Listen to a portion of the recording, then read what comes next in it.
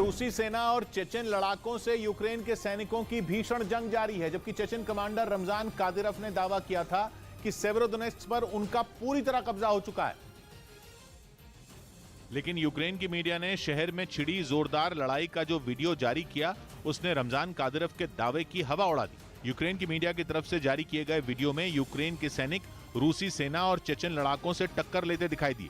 वहां शहर के भीतर हर तरफ बमों के धमाके और गोलियों की तड़तड़ाहट सुनाई दी। वीडियो में एक जगह यूक्रेन के कुछ सैनिक मोर्चा संभाले नजर आए। उनके सामने की तरफ से गोलीबारी की जा रही थी, लेकिन तभी एक दीवार की आड़ लेकर यूक्रेन के सैनिक ने भी गोलियां दाग दी। एक बार फायरिंग करने के बाद वो सैनिक कुछ पलों के लिए ठहरा। ऐसा लगा जैसे वो सामने छिपे दुश्मन की पोजीशन का पता लगा रहा हो, और कुछ पलों के बाद ही उसने फिर ताबड़तोड़ फायरिंग शुरू कर दी। जिस जगह छिपकर वो सैनिक रूसी सेना से मुकाबला कर रहा था, वहां यूक्रेन के कई और सैनिक दिखाई दिए, जिनमें एक सैनिक घायल था। लेकिन इसके बाद भी ज़ेलेंस्की की सेना के जवानों ने सामने से हो रही गोलियों की बारिश के बीच वहां मुकाबला जारी रखा। इस बीच सेवेरोडोनेत्स्क शहर बमों के धमाके से थर्राता रहा,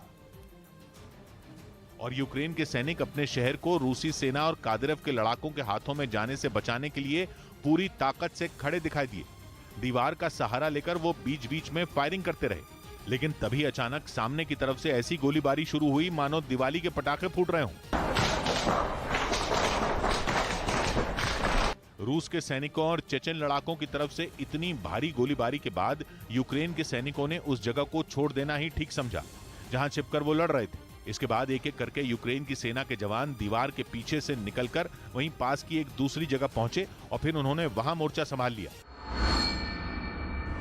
सेवेरोडोनेत्स्क शहर में दोनों सेनाओं के बीच आमने सामने की ये लड़ाई घंटों चलती रही, जिसका वीडियो यूक्रेन की मीडिया ने जारी किया, जिसके बाद कहा जा रहा है कि पुतिन के करीबी रमजान कादिरव की पोल खुल गई। क्योंकि यूक्रेन के दावे के मुताबिक अगर सच में सेवेरोडोनेत्स्क शहर में इतनी भीषण जंग जारी है, तो फिर कादिरव ने वहां कब्जा होने की बात आखिर क्यों कही? शहर में यूक्रेन की सेना से मिल रही इस तरह की टक्कर के बाद वहां रूसी सेना और चेचेन लड़ाकों का पूरा कंट्रोल होने की बात हवा हवाई ही लगती है, और ऐसा पहली बार नहीं है। रमजान कादिरव ने मारियोपोल की जंग के दौरान भी जल्दबाजी दिखाते हुए युद्ध की शुरुआत के कुछ ही दिन बाद वहां कब्जे का ऐलान कर दिया था, जबकि रूस की सेना को चेचेन लड़ाकों के साथ मिलकर मारियोपोल पर पूरा कंट्रोल करने में 3 महीने से भी ज्यादा का वक्त लग गया था। और अब ऐसा ही कुछ सेवेरोडोनेत्स्क शहर में भी देखने को मिल रहा है। माना जा रहा है कि कादिरव ने पुतिन को खुश करने के लिए वहां जल्दबाजी में कब्जा होने का ऐलान कर दिया, लेकिन लुहांस्क के गवर्नर ने तुरंत ही उनके दावे को सिरे से नकार दिया और बताया कि सिर्फ 70% शहर पर ही रूस का नियंत्रण हुआ है। बाकी की जगहों पर यूक्रेन के सैनिक रूसी सेना का कड़ा मुकाबला कर रहे हैं। हालांकि उन्होंने ये भी माना कि जिस ताकत से रूसी सैनिक और चेचेन लड़ाके हमला कर रहे हैं, वो पूरे शहर के लिए किसी बड़ी मुसीबत से कम नहीं। यानी अगर ये कहा जाए कि आने वाले कुछ दिनों में सेवेरोडोनेत्स्क शहर पर वाकई रूस का कब्जा हो जाएगा, तो ये गलत नहीं होगा। रूस की सेना ने एक वीडियो जारी किया जिसमें उसके सैनिक आधुनिक एयर डिफेंस सिस्टम S-300 से मिसाइल बरसाते नजर आए। रूस ने दावा किया कि उसकी सेना से बारकताश TB2 ड्रोन को मार गिराया, जो तुर्की ने रूस के खिलाफ जंग लड़ने के लिए यूक्रेन को दिया था। लेकिन अब रूस तुर्की के उसी बेहद आधुनिक और खतरनाक ड्रोन को मार गिराने का दावा कर रहा है, और इसके लिए उसने अपने खास एयर डिफेंस सिस्टम S-300 का इस्तेमाल किया। रूस ने दावा किया कि S-300 से निकली मिसाइल ने पलक झपकते ही तुर्की के ड्रोन को ढेर कर दिया। इससे पहले रूस की सेना एयर डिफेंस सिस्टम को लेकर उस इलाके में पहुंची जहां से बारकताश TB2 ड्रोन पर हमला करना था। इसके बाद डिफेंस सिस्टम को हमले के लिए तैयार किया गया, और फिर टारगेट सेट होते ही मिसाइल दाग दी गई, और फिर चंद सेकंड में ही रूस के इस ताकतवर हमले में दुनिया का सबसे घातक ड्रोन चारों खाने चित हो गया। तो यूक्रेन के लिए किसी बड़े झटके से कम नहीं, क्योंकि रूस के साथ जंग में तुर्की के इस खतरनाक हथियार को यूक्रेन की सेना के लिए बड़ी मदद के तौर पर देखा गया, और ऐसा दावा किया गया कि दुनिया के सबसे आधुनिक और घातक बताए जाने वाले बारकताश TB2 ड्रोन ने जंग में कई बार रूस की सेना के होश उड़ा दिए। ज़ेलेंस्की के सैनिकों ने तुर्की से मिले इस मारक हथियार के दम पर कई बार रूस के सैनिकों के छक्के छुड़ा दिए। लगातार 24 घंटे तक आसमान में उड़ान भर सकने वाला ये ड्रोन इतनी तेजी से अपने दुश्मन पर वार करता है कि उसे संभलने का मौका तक नहीं मिलता।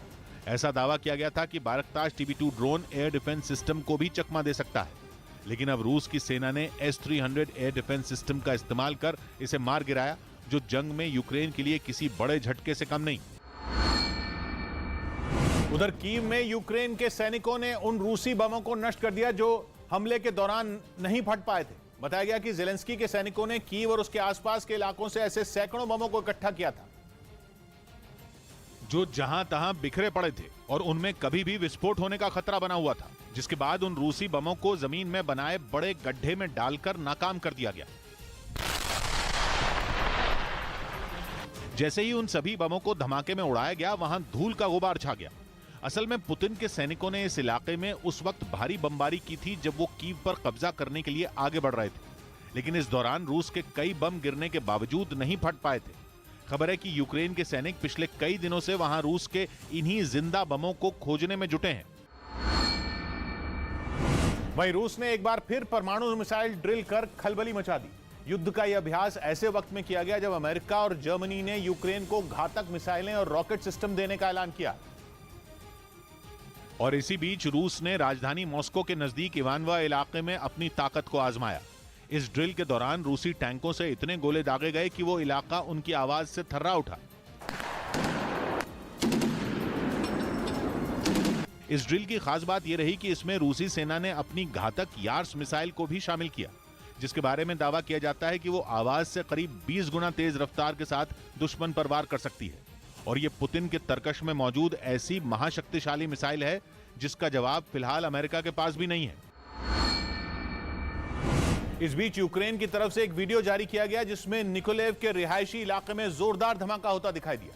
यूक्रेन ने इस हमले का आरोप रूस पर लगाया और यह दावा किया कि रूस ने जानबूझकर एक रिहायशी बिल्डिंग पर हमला किया। वहां से आए एक सीसीटीवी वीडियो में बिल्डिंग की पार्किंग में 3 कारें खड़ी नजर आईं, जिनकी तरफ एक शख्स बढ़ता दिखाई दी, लेकिन जैसे ही वो पहली कार के नजदीक पहुंचा, वहां जबरदस्त धमाका हो गया जो इतना जोरदार था कि पूरा का पूरा इलाका धूल और धुएं से भर गया। इस धमाके का असर वहां मौजूद एक पेड़ पर भी पड़ा, जो एक ही झटके में आकर कार पर गिर पड़ा। यूक्रेन ने आरोप लगाया कि रूसी सेना की तरफ से वहां बम लगाया गया, जिसकी जद में आने से एक आदमी की मौत हो गई। उधर यूक्रेन के रूबिजने शहर से एक वीडियो सामने आया जिसमें वहां रूसी हमलों के बाद तबाही का मंजर दिखाई दिया। जानकारी के मुताबिक रूस ने वहां कुछ दिन पहले मिसाइलों की जोरदार बारिश की थी, जिसकी गवाही वहां की एक एक इमारत ने दी। किसी की दीवारें ढह गईं तो किसी की छत जमीन को आ लगी, कहीं बिल्डिंगों पर कालिक लगी दिखी तो कहीं घरों में लगे शीशों का नामो निशान मिट गया। शहर में हर तरफ फौजी गाड़ियों के ढांचे पड़े दिखे, जिनमें कुछ पर तो गोलियों के इतने निशान थे कि गिन पाना तक मुश्किल हो गया। रूसी हमलों से लोगों के आशियाने पूरी तरह तबाह हो गए, जिसके बाद वो सड़क पर आ गए। अपनी जान बचाने के लिए उन लोगों ने एक बंकर में शरण ली, जहां छोटी सी जगह में कई बिस्तर लगाए गए। इस बंकर में बूढ़े, बच्चे, सबको रूसी हमले के खौफ की वजह से छिपा दिया गया। रूबिजने पर रूस ने पिछले कुछ दिनों में कई घातक हमले किए, जिसकी वजह से पूरा शहर वीरान हो गया। हालत ऐसी हो गई कि वहां मौजूद लोगों को खाने पीने की चीजों के लाले पड़ गए, जिसके बाद उनकी मदद के लिए यूक्रेन की सेना की तरफ से इंतजाम किए गए।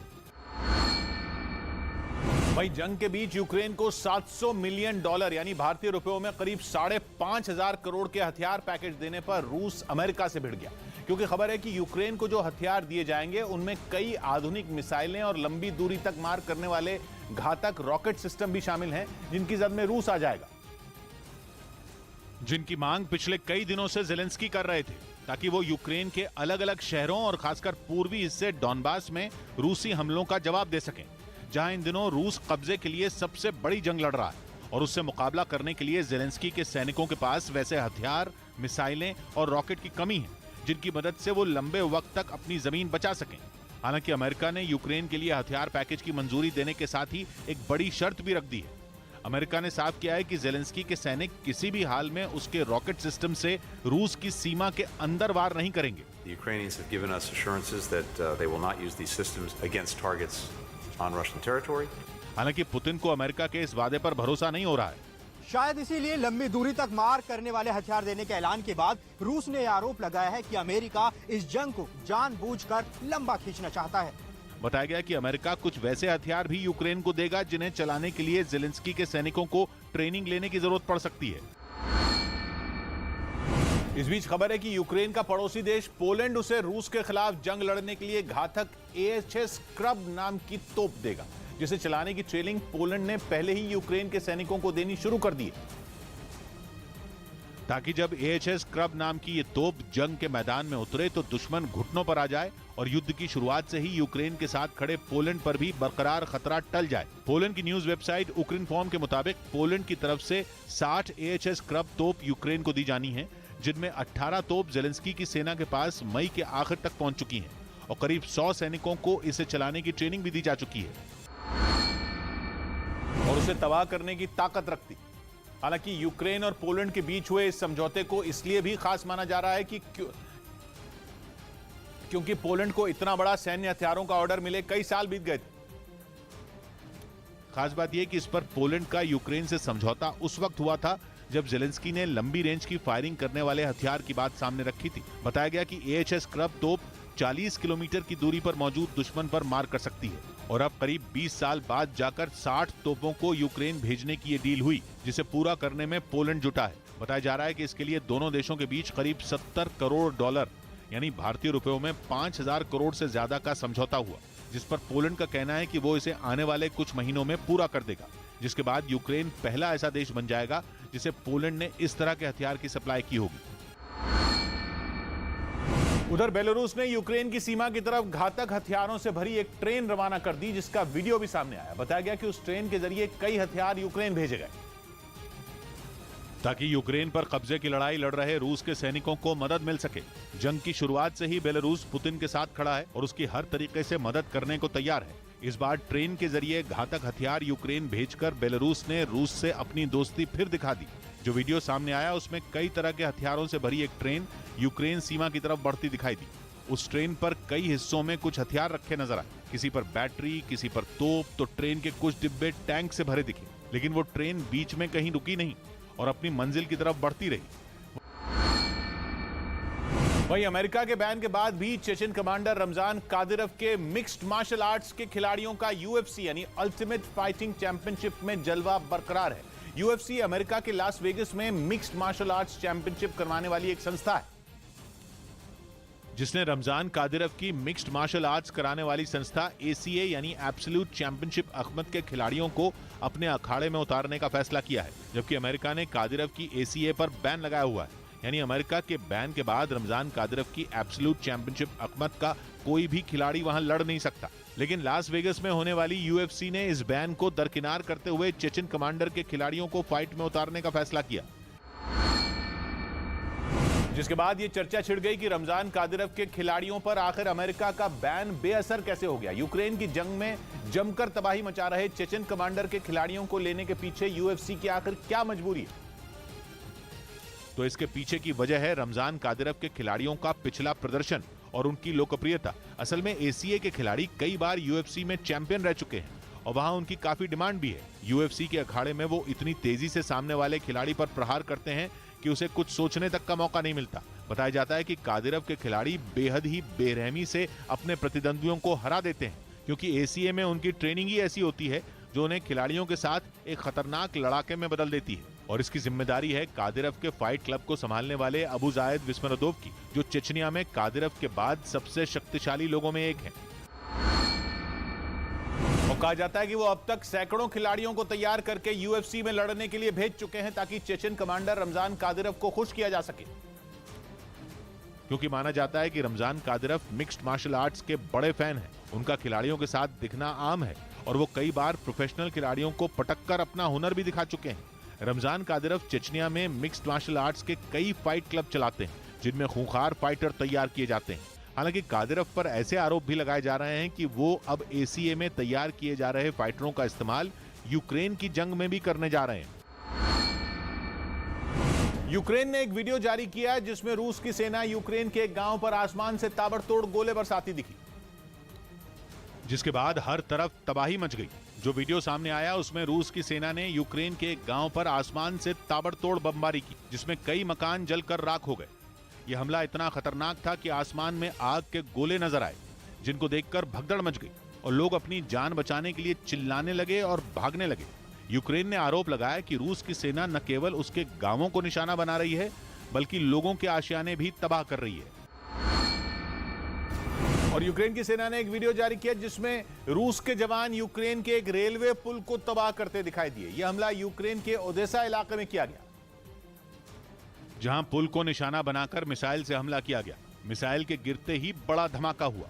हमले के बाद पुल का वो हिस्सा पूरी तरह टूट गया। धमाका इतना जोरदार था कि ब्लास्ट के बाद वहां से काफी ऊंचाई तक आग की लपटें नजर आईं। यूक्रेन का दावा है कि इस रेलवे पुल पर मरम्मत का काम चल रहा था, जिस पर रूस ने कैलिबर मिसाइल दाग दी, जो रूस का बेहद खतरनाक हथियार है। इतना खतरनाक कि दुश्मन के ठिकाने को पलक झपकते ही तबाह कर देती है। रूस की कैलिबर मिसाइल परमाणु हथियार ले जाने में भी सक्षम है और इसकी लंबाई 6 से 9 मीटर तक और वजन 1300 से 2300 किलोग्राम तक होता है। यही नहीं, ये मिसाइल 1500 से लेकर 2500 किलोमीटर दूर तक के टारगेट को तबाह कर सकती है।